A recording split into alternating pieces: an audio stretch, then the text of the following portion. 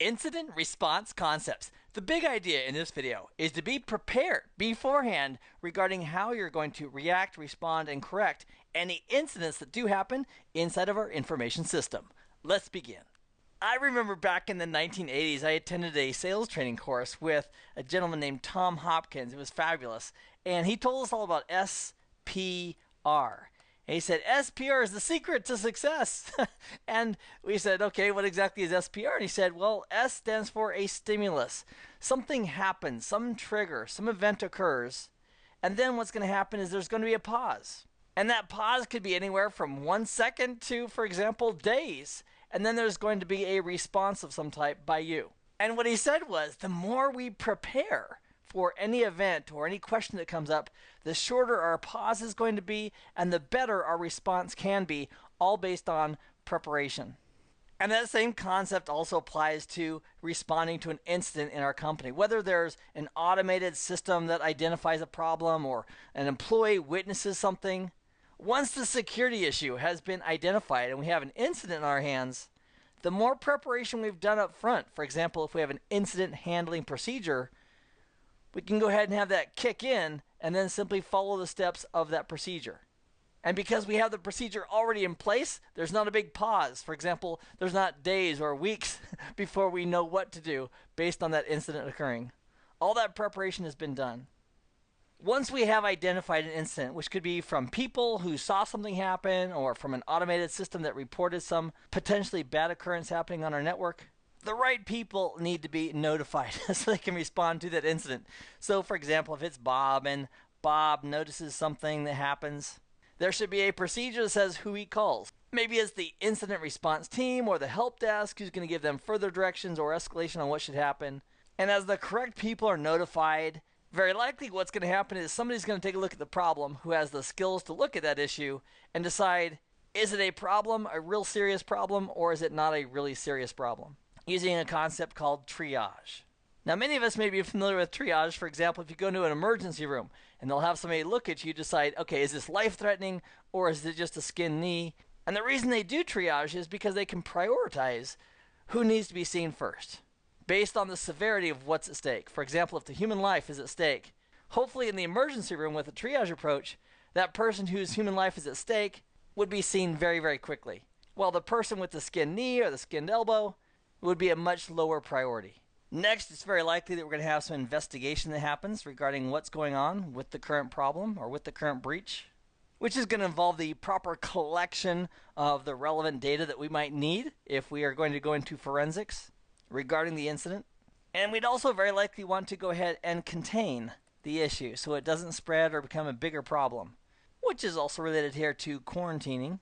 And that isolation is intended to not allow that breach or the security problem or whatever is going on is to cause additional damage above and beyond what it's already done. And the process of quarantining or isolating the problem might be through us following a specific set of steps that are in the mitigation procedures for a specific type of security problem that we're having. For example, on Bob's computer, if we discover that there's some virus or malware that the endpoint security software didn't identify and didn't stop, and it's just consuming his CPU. We have all these processes that are taking up 100%. And his computer is trying to send traffic out to the internet or trying to do scans of other devices in the network to propagate whatever it is he has going on with his computer. Part of our mitigation steps and the recovery process may be to go ahead and simply remove that computer from the network. So physically take his machine away, put a new machine in its place, brand new operating system, re-imaged, what have you, based on what Bob needs to do, so that Bob can continue to work. And then we would have his machine offline that we could put in a nice safe sandbox, if you will, if we wanted to do further collection of the data and details regarding that system. And all that additional information we might collect, for example, we may do a system image, we may do a bit-by-bit image of the hard disk, and that collection of that data could then be used by forensics if we do go into forensics regarding his system. So one of the secrets is way before the incident ever occurs, we need to have prepared for it and have our procedures in place. For example, operating procedures, incident response procedures, all dialed in and practiced so that everybody knows exactly what they should be doing and who they should be contacting in the event an incident occurs. A few years ago, I had the opportunity to hear a gentleman from a SWAT team talk about his experiences, and it was fascinating. One of the things he talked about was that when a SWAT team member, the group he was with, when they go into a room, they would check the room, they'd make sure they looked at all four corners of the room and the closets and everything else, and then they would yell clear to verify that that room has been cleared. And he mentioned that once one of his teammates had checked a room, called clear, but he had failed to see somebody standing in a corner. He just didn't check that corner. Now, as a result of that, what they wanted to do was make sure that in the future, whatever training they did and their further preparations helped them as a team to make sure that they got every single corner checked in that room. So although it's not a lot of fun to admit, okay, we had a problem, we absolutely want to document what happened and then take measurable steps to improve upon that so that the next time we can respond better. In the case of an incident, whether it's somebody stealing a physical component of our network or system, or whether it's unauthorized access, or whether it's an antivirus or malware definition that did not get updated when it should have. We need to identify what's really happening and have full disclosure and transparency as far as what's really going on so we can identify where the real problems are and continue to improve and get better as we respond to incidents that happen in our information systems. So it's very likely that if we do have a problem with our incident response on our network, or our information system, that our senior level management, for example, the chief technology officer, might make changes to our policies. He might ask the mid-level managers, hey, please update our procedures that we should follow in the future, for example, our operating procedures, as well as the documentation that goes with them, so that we can avoid this same mistake in the future. So we have a policy update and a procedure update. And the policy is more at a high level, and the procedures is more of a day-to-day, here's exactly what to do, and a documentation update. And then that would want to be communicated to everybody who's involved in that process. So, for example, if it's the entire staff of the entire company, we would want to make sure we communicate it to the entire staff, and maybe we don't wait for a full year for the actual signature of employees that they read and understand the policies and procedures. Maybe this new update also triggers that every manager takes their entire staff and make sure that each staff member signs a document saying, yep, they've read and understand the new policies. Another question that we might want to ask is, okay, regarding this data breach that's happened or this incident that happened, do we keep it internal and just manage it ourselves, or do we involve the police? And a big factor of that is, what are the regulations and laws required the loss of data? If it's just company data that was lost or compromised, it's very likely you wouldn't have to go to the police, although you might want to.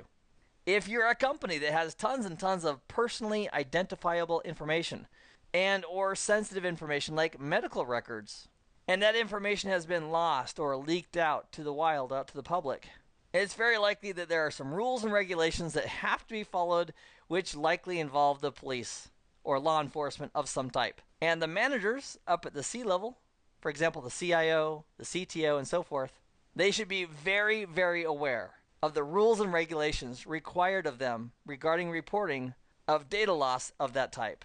Now, if you or I made a phone call to 911 in the United States, that's an emergency number, and we said, help, there's a fire, who do you think they would send to the house or to the building? Hopefully, it'd be the fire department. That would be the correct first responder for that type of a situation. And that would make a lot more sense than having the city send out, for example, animal control. I mean, animal control would be great for perhaps a wild animal or a stray dog or something else like that. But the first responder needs to be the correct resource for the type of problem that's being reported. So if it's Bob calling the help desk stating there's some kind of a problem with his computer, maybe it's not even a security issue at that point. Maybe he's just having a technical problem. And the help desk should have the ability to ask enough questions so that if they do send a technician, for example, out to the computer, and the technician notices some behavior that may be a security issue regarding that computer and what that computer is doing, the technician should also have an escalation procedure to know who to call. So escalation and notification of the right individuals so we can have the correct person responding to an incident should be part of our operations procedures, and it's all part of the preparation we would do so we can handle an incident properly. Another time I think of the word of first responder is in disaster recovery planning. Let's say that this whole building that our network and information system was in was demolished, meaning there was a fire or some other incident that happened, and we lost everything at that physical site. So hopefully all the humans got out, So no human life was lost. That's the main important thing. But unfortunately, we lost everything inside of our building. Well, the preparation for something like that would be a good DR plan, disaster recovery, which we'll talk more about in an upcoming video. But the first responder for a disaster recovery, and let's say it's Lois who's in charge of that, Lois should have everything that she needs with her or at some offsite location. For example, she should have the phone numbers of the critical people to contact, senior management and so forth, to let them know exactly what's happening. Vendors' phone numbers. For example, if we need to do business continuity, which is what that stands for, BC, and maintain our business, we may need to get some vendors involved. For example, we may need to go ahead and rent a brand new site, or if we have an alternate location that we have the physical space for, but we have no network or infrastructure or computers there, we may need some vendors to assist us in getting that space filled with replacement gear so we can get our business back up and running. And Lois would also want to have very clear procedures that she is following and also procedures that she could communicate to business units.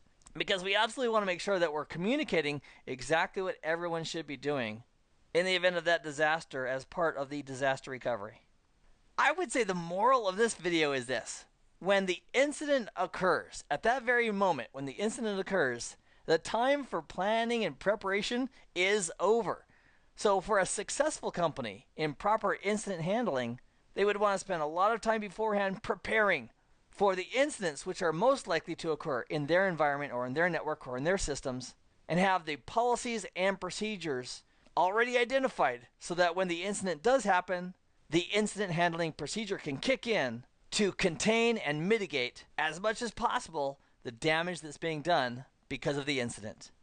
I've had a great time with you in this video, and I'm glad you joined me for it.